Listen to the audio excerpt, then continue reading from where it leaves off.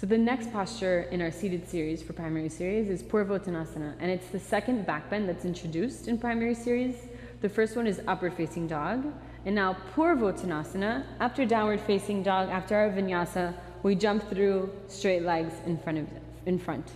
And then we point the toes and slide the hands back with the fingertips pointing forward. And you want the hands like a good amount away from the hips. And we'll see now once we lift up like what a good measure of how far they should be is. So before we go up, we point the toes and we make sure the feet are touching the whole time. So you want this inward spiraling through the legs happening. So there's going to be maybe a tendency to want to let the feet splay open, because that might help you feel like you can get more lift that way. But really all you're doing is compressing the lower back and making it harder to lift up actually. So it's like, it seems like it's harder to lift up with the feet rolling in, but in the long run it'll be to your benefit. And then with the fingertips pointing forward. Before you lift up, roll the shoulders forward. Another tendency is to pinch the shoulder blades and roll the shoulders back.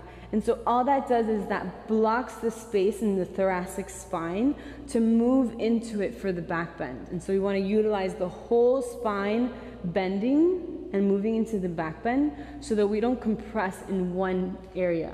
If we can't move into the upper spine, then all of it goes into our lower spine, and then that's when we start to get that crunching feeling. And maybe not so much in this one because it's not such a deep back bend, but here we're establishing patterns that we'll use in other back bends to come. So roll the shoulders forward and allow the shoulder blades to move away from each other. This might take time and practice and like building that awareness in the upper spine and in the shoulder blades to get, but just keep looking for it and it'll really create that space that you need to move into this and into other back bends. So you roll the shoulders forward and then you drop the tailbone. So you want to feel like the sit bones and the tailbone are reaching towards the heels.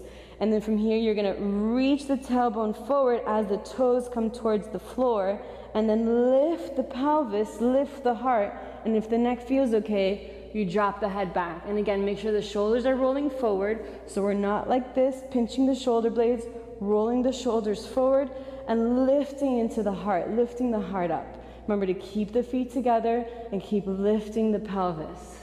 So you're here for 5 breaths, and then exhale, you come back down. And so I really want to emphasize that feeling of reaching the tailbone forward to come up into the back bend. So it's kind of like a wave. So from here, you press into the hands, reach the tailbone forward, and then you start to move into the back bend and drop the head back. And then from here, you can check if your hands are in the right place. They should be either underneath the shoulders or a little bit behind the shoulders, so you can get this feeling of pressing through the hands and pressing them back to reach the toes towards the floor.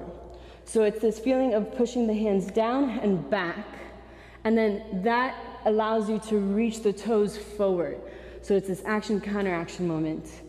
If the hands are too close to the hips and in front of the shoulders when you come up, then it's hard to find that leverage. But if they're underneath the shoulders or even behind the shoulders, you really have so much of that leverage to push into the hands and reach the toes forward towards the ground. So you have this nice wave coming up and then reaching forward. So that takes you deeper into the back bend. It's a really subtle back bend, but it's there. And all of those actions can help you to move into it without creating compression, and then to move a little bit deeper into it. All right.